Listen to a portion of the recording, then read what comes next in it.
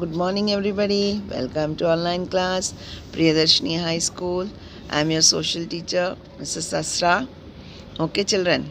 So, many of you have attended the live class. In that class, I have told you about the freedom struggle. Okay. So, I think all have understood the lesson, isn't it? So now, for the other children who did not attend, today I am going to tell you about the India's freedom struggle. Of India's freedom struggle. Okay, children, all are ready to listen? Yes, we'll start. That first of all, we should know that is, we got independence on 15th August 1947. Okay, and we were free from the British rule. Okay, then the struggle for it has a long history. Okay, that is cutting across religions, social, cultural, and economic boundaries. Okay, so you all know many freedom fighters, mostly that Gandhiji and many others leaders fought for the freedom, isn't it? So why did we start this freedom struggle? We'll know that today. Okay, so what did the Europeans do first? The European first, they wanted to start a trade with India. So Queen Elizabeth, she has passed a charter saying that the Britishers can do business with the Indians. So the business was started. So first they started doing the business of spices. What is spices? Spices जो अपन गरम मसाला बोलते हैं ना, उसको spices बोलेंगे.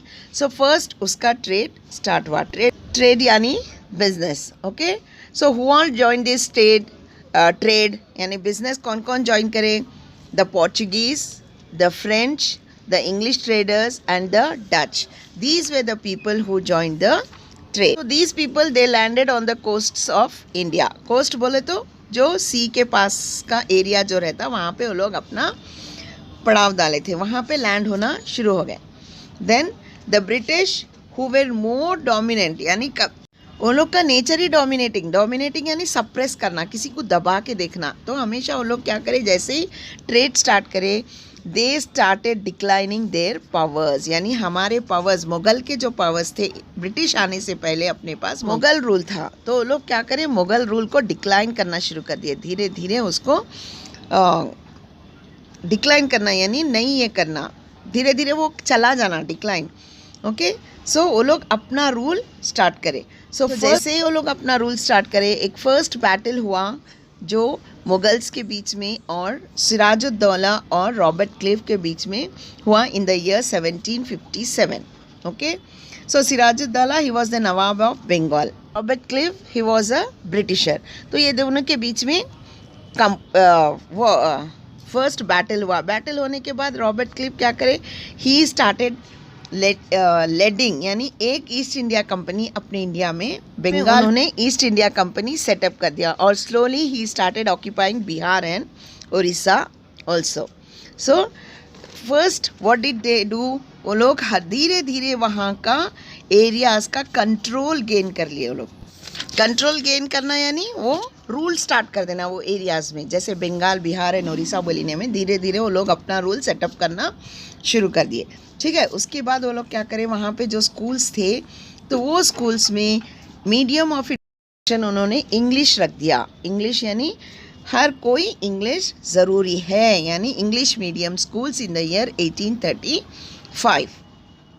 Okay, तो उन लोगों का जब जुल्म बढ़ता गया तो ये इंडियंस अब्यूसिव हो गए. अब्यूसिव यानी अपने आप को इंसल्टिंग फील करना शुरू कर दिए. ठीक है, फिर उसके बाद वो लोग इंटॉलरेंट बोले तो बर्दाश्त नहीं करना. अब्यूसिव बोले तो क्या बोली मैं, दे वर फीलिंग इंसल्टिंग.